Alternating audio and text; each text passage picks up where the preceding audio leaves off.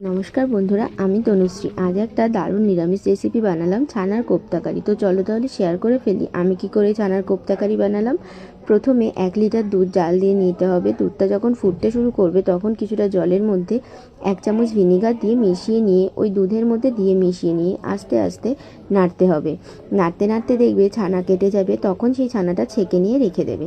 তারপর মিক্সিং বলে পোস্ত, কাজু বাদাম আর কাঁচা লঙ্কা দিয়ে একবার শুকনো ঘুরিয়ে নেবে। তারপর কিছুটা আদা ও জল মিশিয়ে পেস্ট করে নেবে। তারপর ছানাটা ভালো করে হাত দিয়ে ডলে ডলে মেখে নেবে।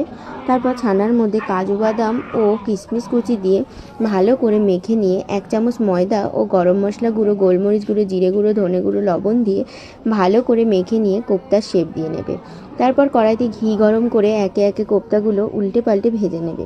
তারপর কিছুটা আলু দিয়ে ভেজে নেবে। তারপর ঘি গরম করে গোটা গরম মশলা ফোড়ন দিয়ে ওই বাটা মশলাটা দিয়ে একটু কষিয়ে জিরে গুঁড়ো, ধনে গুঁড়ো, লবণ, কাশ্মীরি লঙ্কা গুঁড়ো, হলুদ দিয়ে মিশিয়ে নিয়ে ভালো করে কষিয়ে নেবে।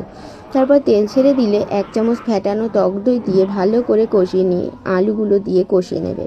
তারপর পরিমাণ মতো জল দিয়ে ফুটিয়ে নিয়ে ভাজা কোপ্তাগুলো দিয়ে ফুটিয়ে নেবে।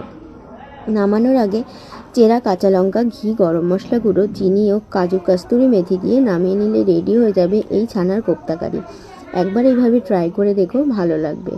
আর ভালো লাগলে একটা লাইক, কমেন্ট, শেয়ার কিন্তু অবশ্যই করে দেবে ও আমার সাথে যুক্ত হয়ে যাবে আরও এরকম ভালো ভালো রান্নার রেসিপি পেতে। নমস্কার। আমাকে কিন্তু কমেন্টসের মাধ্যমে জানাতে ভুলবে না কেমন লাগলো।